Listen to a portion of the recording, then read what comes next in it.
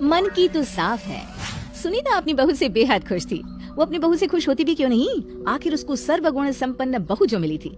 लेकिन कहते हैं ना कि पांचों उंगली एक बराबर नहीं होती। ठीक वैसे ही रवीना में एक कमी थी। रवीना सर्वगुण संपन्न तो थी, लेकिन वो सुंदर नहीं थी। उसका रंग सांवला था। बस इसीलिए रवीना का पति करण रवीना से नफरत करता था। क्योंकि करण खुद काफी गोरा था, इसलिए उसको एक बेहद ही सुंदर लड़की चाहिए थी, जो कि रवीना नहीं थी। लेकिन वो दिल की बहुत साफ थी। ऐसे ही एक दिन सुनीता अपनी बहू का हाथ बटाने के लिए रसोई में बर्तन धोने जाती है। बहू इस घर में अकेले लगी रहती है, घर में कोई है भी नहीं जो उसकी मदद कर सके। एक काम करती हूँ, मैं ही बर्तन धोकर उसकी थोड़ी हेल्प कर देती हूँ। इतना बोलकर सुनीता बर्तन धोने लगती है तो वहीं कमरे में झाड़ू लगा रही रवीना के कानों में बर्तनों की आवाज आती है और वो झाड़ू को वहीं छोड़कर किचन में जाती है, जहाँ वो देखती है कि उसकी सास बर्तन धो रही है। माँ जी, ये क्या कर रही हैं आप बर्तन क्यों धो रही हैं? मैं हूँ ना, आप आराम कीजिए। अरे बहू, आराम कर करके मेरी कमर अकड़ जाएगी। थोड़ा काम मुझे भी करने दे, ताकि बुढ़ापे में मुझे दिक्कत ना हो। माँ जी, मैं आपको बुढ़ापे में वैसे भी दिक्कत नहीं होने दूंगी, क्योंकि मैं आपसे कोई काम करवाऊंगी ही नहीं। मेरे होते हुए आप इस घर में काम करेंगी, ऐसा थोड़ी ना होगा। अब हटिए, चलिए मुझे बर्तन धोने दीजिए। अरे रहने देना बहू, मुझे करने देना काम। अगर मैं काम नहीं करूंगी ना तो मेरे हाथ पैर बंद हो जाएंगे। अपनी सास की जिद देखकर रवीना ना चाहते हुए भी अपनी सास को बर्तन धोने देती है और एक बार फिर अपने काम में व्यस्त हो जाती है। लेकिन तभी वहाँ करण आता है और अपनी माँ को इस तरह रसोई में बर्तन धोता देख रवीना पर चिल्लाता है। रवीना, रवीना! करण की आवाज सुनकर रवीना भागते हुए करण के पास आती है। क्या हुआ करण जी, आज आप इतनी जल्दी घर कैसे आ गए? आपकी तबीयत तो ठीक है ना? अरे भाड़ में जाए तबीयत। ये बताओ, तुम मेरी माँ से बर्तन धुलवा कैसे रही हो? तुम्हारे दिमाग में इतनी सी बुद्धि नहीं है कि माँ से काम नहीं करवाना चाहिए क्योंकि वो बीमार रहती है? ये जानते हुए भी तुम माँ से काम करवा रही हो। करण जी, मैंने माँ जी को काम करने के लिए नहीं बोला, बल्कि मैं तो मना कर रही थी। लेकिन बस, मुझे तुम्हारे मुंह से एक लफ्ज और नहीं सुना। करण रवीना के ऊपर गुस्सा कर ही रहा था, तभी वहाँ सुनीता आ जाती है और करण से कहती है। करण, ये क्या बदतमीजी है? तू बहू से किस तरह बात कर रहा है? क्या बदतमीजी है माँ? ये बेहुदा लड़की है, आपसे इस घर के काम करवा रही है। ये घर में शादी करके आई ही क्यों है? महारानी बनने के लिए? सॉरी माँ, लेकिन मैं आपको काम करता हुआ नहीं देख सकता। और तुम मेरी बात कान खोलकर सुन लो, आज के बाद अगर मैंने माँ को काम करते हुए देख लिया ना तो तुम्हारी खैर नहीं है। सुनीता कुछ बोलती उससे पहले ही करण अपना बैग लिए बाहर की तरफ चला जाता है और रवीना उदास होकर बैठ जाती है। रवीना, तुम करण की बात का बुरा मत मानो, वो अभी गुस्से में है, थोड़ी देर के बाद नॉर्मल हो जाएगा। माँ जी, अब मैं आपको क्या बताऊं कि वो नॉर्मल बिहेव तो मुझसे करती ही नहीं। अब माँ जी, आप इन बर्तनों को छोड़ दीजिए, मैं घर का सारा काम अकेले कर लूंगी। इतना बोलकर रवीना वहां से चली जाती है। ऐसे ही समय गुजरता है और गुजरते समय के साथ करण का बिहेवियर रवीना के लिए और ज्यादा बदलता जा रहा था। ऐसे ही एक रात रवीना अपने कमरे में बैठी थी, तभी वहां करण आता है और अपना बिस्तर लेकर बाहर की तरफ जाने लगता है। करण जी, रुक जाइए ना, आप मुझसे इस तरह कटे कटे क्यों रहते हैं? आखिर मैंने ऐसा क्या किया है जो आप मेरे साथ इस तरह का बर्ताव रखते हैं? जाने अनजाने में मुझसे कोई गलती हुई है तो प्लीज मुझे बता दीजिए, पर मेरे साथ इस तरह का व्यवहार मत करिए प्लीज। तुझे जानना है ना कि मैं तेरे साथ इस तरह का बर्ताव क्यों करता हूँ? क्यों आखिर मैं तुझसे दूर दूर रहता हूँ? तो मेरी बात कान खोलकर सुन ले। मेरी शादी तुझसे जबरदस्ती करवाई गई थी।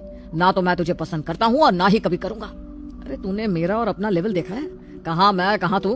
मैं इतना हैंडसम और स्मार्ट बनता हूँ और तू एक काली कलोटी सी लड़की जो सिर्फ घर संभालने के अलावा और कुछ नहीं जानती। चलो हटो, यहाँ से जाने दो मुझे।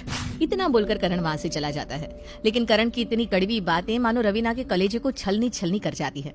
रवीना उस रात फूट फूट कर रोती है, क्योंकि उसे कुछ समझ में नहीं आ रहा था कि अब वो क्या करे। समय ऐसे ही गुजरता है और गुजरते समय के साथ एक दिन करण के कुछ दोस्त उसके घर आते हैं, जहाँ रवीना उन सभी के लिए चाय लेकर आती है। बहुत हो गई बातें, आप कुछ नाश्ता कर लीजिए। हाँ हाँ, क्यों नहीं। वैसे आप है कौन? मैं इनकी ये मेरी नौकरानी है। अरे वाह, नौकरानी है लेकिन ठाट बाट तो देखो, बिल्कुल मालकिनों जैसी लग रही है। पर जो भी है करण, तूने सच में बहुत अच्छी नौकरानी चुनी है। वरना आजकल की नौकरानी पता नहीं कैसी अजीब सी होती है। उन्हें ना तो कपड़े पहनने का ढंग होता है, ना ही बात करने का। करण की बात सुनकर रवीना को एक धक्का लगता है और वो सबको चाय देकर वहां से चली जाती है और कमरे में जाकर फूट फूट कर रोने लगती है। आखिर मैंने ऐसे कौन से बुरे कर्म किया है जिसकी सजा भगवान मुझे अब दे रहा है? मेरे पति ने मुझे नौकरानी का दर्जा दे दिया। रवीना खुद से ही बात कर रही थी, तभी उसकी सास रवीना की ये सारी बात सुन लेती है और वो रवीना के पास जाकर कहती है। रवीना, ये तो क्या कह रही है? करण ने तुझे? कोई बात नहीं, करण को तो मैं बताऊंगी और उसके दोस्तों को भी। आखिर वो जिसे नौकरानी समझ रहा है वो दरअसल नौकरानी नहीं बल्कि करण की पत्नी है। सुनीता गुस्से में वहां से जाने लगती है, पर रवीना अपनी सास का हाथ पकड़कर उसे रोक लेती है। माँ जी मत जाइए बात। उनके दोस्तों के बीच उनकी बहुत इज्जत है। मैं नहीं चाहती कि मेरी वजह से उनकी इज्जत पर कोई भी आ जाए। प्लीज माँ जी, मैं आपके आगे हाथ जोड़ रही हूँ, आपके पैर पड़ रही हूँ, प्लीज। रवीना को इस तरह गिड़गिड़ाता हुआ देख सुनीता अपनी आंखों में आंसू लिए अपने कदमों को रोक लेती है और वो ना तो करण से कुछ कहती है ना ही उसके दोस्तों से। समय गुजरता है और गुजरते समय के साथ एक दिन करण अपनी ऑफिस में बैठकर अपनी पत्नी के बारे में सोच रहा था। तभी उसका एक खास दोस्त राज उसके पास आता है और उसको इस तरह परेशान देखकर कहता है, करण क्या हुआ? मैं तुझे काफी टाइम से देख रहा हूँ, तो बहुत उदास उदास रहता है, चिड़चिड़ा भी रहने लग गया है। कोई बात है क्या? नहीं यार, कोई ऐसी बात नहीं है, बस थोड़ा घर से परेशान हूँ। खैर छोड़ इन सबको, तू बता तू कैसा है? तेरी लाइफ में सब कुछ अच्छा चल रहा है ना? अच्छा तो चल रहा है, लेकिन मुझे तेरी परेशानी का कारण जानना है। बताना यार, क्या बात है? घर में बहस हुई है क्या? किसी से झगड़ा हुआ है? अब तुझसे क्या ही छुपाऊं, तू मेरी शादी में आया था, तू तो जानता ही है कि मेरी और रवीना की शादी हुई है, लेकिन रवीना मुझे बिल्कुल पसंद नहीं। मतलब उसको कहीं भी अपनी बीवी इंट्रोड्यूस करने में मुझे बहुत शर्मिंदगी महसूस होती है, क्योंकि मैं इतना हैंडसम हूँ और वो एक काली सी लड़की। नहीं यार, मैं उसे अपनी वाइफ के रूप में एक्सेप्ट कर ही नहीं सकता। करण तू कैसी बात कर रहा है? वो जैसी भी है तेरी पत्नी है, और भाभी काली थोड़ी ना है, उनका तो रंग सांवला है, और भले ही वो सुंदर नहीं है लेकिन दिल की तो साफ है ना। वो तेरे घर का कितना ख्याल रखती है। सोच, तुझे ऐसी लड़की कभी नहीं मिलेगी। नहीं यार, पता नहीं क्यों मैं इन सारी चीजों को एक्सेप्ट ही नहीं कर पा रहा हूँ। मैं रवीना को कभी अपनी वाइफ के रूप में नहीं अपना पाऊंगा। करण रात से ये बात कर ही रहा था, तभी उसकी नजर अपने ऑफिस की एक लड़की पर पड़ती है जो दिखने में बेहद खूबसूरत थी। वैसे राज, ये लड़की कौन है? दिखने में तो काफी ब्यूटीफुल लग रही है। मतलब बिल्कुल मेरे लेवल की। ये पूजा है, अभी ज्वाइनिंग हुई है इसकी हमारे ऑफिस में। वैसे इस पर ना ध्यान मत देना, मुझे तो ये लड़की सही नहीं लगती, बाकी तेरी मर्जी। राज करण को समझाकर चला जाता है, लेकिन करण राज की बात को सुना अनसुना कर देता है और उससे बातचीत शुरू कर देता है। समय गुजरता है और गुजरते समय के साथ करण और पूजा की गहरी दोस्ती होती है, और वो दोस्ती कब प्यार में बदल जाती है किसी को पता नहीं चलता। क्योंकि करण पूजा से बेहद प्यार करने लग गया था, इसलिए करण पूजा से दूसरी शादी कर लेता है और वो शादी करके उसे अपने घर ले आता है, जहाँ करण और पूजा को ऐसे देखकर सभी को एक बहुत बड़ा झटका लगता है। रवीना तो मानो करण को देखकर कुछ बोल ही नहीं पाती, तो वहीं सुनीता करण को एक जोरदार थप्पड़ मारती है। नालायक, ये क्या किया तूने? एक बीवी के होते हुए तूने दूसरी शादी कर ली, वो भी इस कालमुही घरनाशी से। माँ, जुबान संभाल कर बात कीजिए, ये मेरी पत्नी है, समझिए आप। करण जी, आपने मेरे साथ ऐसा क्यों किया? मेरे जीते जी आप मेरी सौतन ले आए।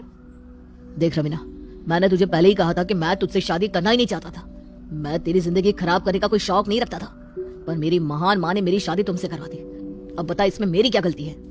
इतना बोलकर करण पूजा का हाथ पकड़कर उसे अपने कमरे में ले जाता है, लेकिन रवीना वहीं हॉल में बैठकर फूट फूट कर रोने लगती है। सुनीता अब अपनी बहू को जैसे तैसे संभालती है। रवीना अपने कमरे में जाती है, जहाँ वो करण को पूजा के साथ देखती है। रवीना, तुम यहाँ क्यों आई हो? यहाँ क्यों आई हो मतलब? ये मेरा कमरा है, मैं अपने कमरे में नहीं आऊंगी तो और किसके कमरे में जाऊंगी? रवीना, अब से ये कमरा तुम्हारा नहीं बल्कि मेरे और पूजा का है, इसलिए तुम अपना सामान पैक करो और गेस्ट रूम में जाकर रहो। करण की बात सुनकर रवीना एक बार फिर टूट जाती है और बिना कुछ कहे अपना सामान पैक कर गेस्ट रूम में रहने लगती है। पूजा काफी सुंदर थी, इसलिए उसके अंदर घमंड भी काफी ज्यादा था। ऐसे ही एक दिन रवीना सभी का खाना परोसती है और घर का सादा खाना देखकर पूजा रवीना से कहती है, ये क्या बना है फीका सा? अरे कुछ चटपटा बना, बिल्कुल मेरी तरह, हॉट एंड स्पाइसी। हमारे घर में यही खाना बनता है, तुझे खाना है तो खा, नहीं तो अपने पति को बोल दे तुझे बाहर लेकर चला जाएगा। तुझे खिलाने के लिए चटपटा, बिल्कुल तेरी तरह, हॉट एंड स्पाइसी।